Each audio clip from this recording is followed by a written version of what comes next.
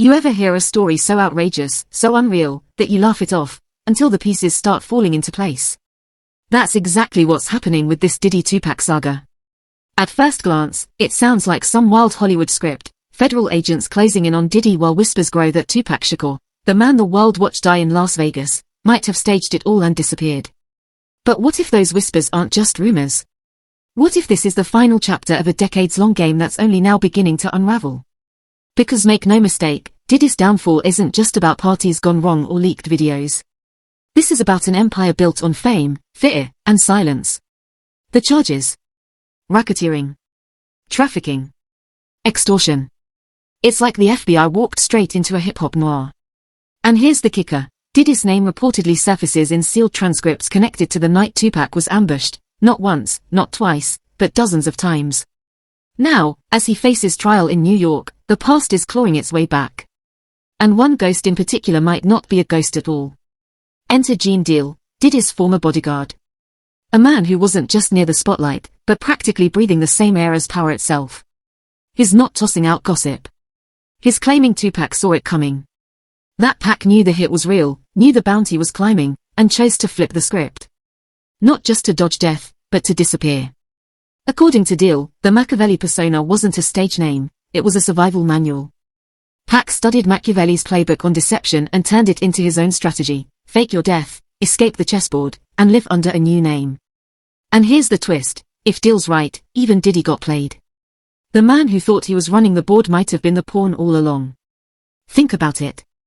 For years, Diddy basked on his throne, built an empire, partied like Gatsby, convinced he'd erased his biggest rival. Meanwhile, Pac could have been alive, watching from the shadows. That flips the East Coast-West Coast saga on its head. Suddenly, it's not just a tragedy, it's the ultimate long con. And the clues? They were always there. Fans weren't reaching when they dissected the Donk Illuminati, the 7-day theory. Lines like, exit Tupac, enter Machiavelli. Easter eggs. Or coded messages. Even the anagram, Machiavelli, rearranged into, I'm alive K. Coincidence? Or instructions for those paying attention? But let's rewind to the details that never sat right. The coroner's report listed Tupac as 6 feet, 215 pounds. Friends swore he was 5 feet 10 inches, 168. That's not a typo, that's a different body. Then the cremator, the man supposedly handling Pac's remains, retired immediately and vanished. No interviews, no trace. The autopsy photo? Off. Tattoos blurred, body angle strange. It never looked right. Add to that Michael Nice, a British security insider, who once claimed he smuggled Pac out after the Vegas shooting. Body swap. Barbados. Then Cuba. He even said Castro approved it, and Tupac co-piloted the jet, dapping Panthers like it was a spy thriller. Wild, right? But Nice died before proving it. Convenient. And yet, the sightings keep coming. Havana. Belize. New Jersey. Even a blurry shot of Pac next to Beyoncé. Internet hoax or hidden truth? The timing is uncanny. As Diddy's empire crumbles, these whispers sharpen, like a curtain slowly pulling back. Because Tupac's story was never just about rap. It was rebellion. Power. Survival. That's why the Cuba theory stings different. It isn't fan fiction, it's bloodline. His mother, Afeni Shakur, was a Panther. His aunt, Assata Shakur, escaped prison and found sanctuary in Cuba. If anyone knew how to vanish into revolution, it was Tupac. Disappear. If anyone knew how to pull that off, it was the Shakurs. Afeni and Assata had already tapped into networks that thrived in the shadows. If Assata escaped in the 70s, why not Tupac in the 90s? The deeper you go, the less it feels like conspiracy theory and the more it reads like a blueprint, executed to perfection. Michael Nice, the British security officer, painted the escape like a CIA black op, private jet, aliases, body switch, government blind spots. And then the kicker, Castro himself allegedly saying, he can stay, but he must remain a ghost. Too precise to dismiss, too elaborate to just be fantasy. And then comes Gene Deal. Not a hanger-on, not a tabloid source, but a man who was right there, in the cars, at the parties, inside the rooms where secrets lived.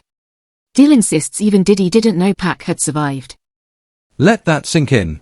Diddy believed he made the ultimate power move, burying his biggest rival. But if Deal's telling the truth, the king never died. He simply walked off the board. That's the ultimate humiliation for someone like Diddy, the idea that Tupac's death wasn't defeat but deception. Suddenly, every detail looks suspect in hindsight. The chaotic hospital scenes. The absence of solid eyewitnesses. The cremation within 24 hours. And the endless stream of posthumous albums, vocals so fresh they sounded like Pac had just stepped out of the booth. Stockpile. Or proof he never stopped recording. Even Pac's own words echo differently now. I'm not saying I'm going to change the world, but I guarantee I will spark the brain that will change the world. What if that wasn't just philosophy? What if the plan was to disappear, spark the fire from the shadows, and return only when the game was ready to be flipped? Meanwhile, Diddy's empire is collapsing in real time. Federal heat closing in. Courtroom whispers turning into sworn testimony. The so-called freak-off tapes allegedly leveraged as blackmail. The mogul mask stripped away, leaving nothing but a man cornered. And here's the part that chills. Rumors say Pac left behind a time-locked archive. Tapes. Letters. Confessions.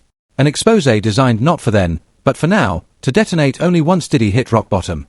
Maybe it was never karma. Maybe it was choreography. Because if those files ever surface, they won't just take down Diddy. They'll rewrite the entire history of hip-hop. So here's the question nobody dares ask. What if Tupac was never a victim, but the architect? What if Tupac didn't die because he never intended to? What if the final act of his life wasn't death, but silence, a long, calculated silence? And what if that silence is about to break?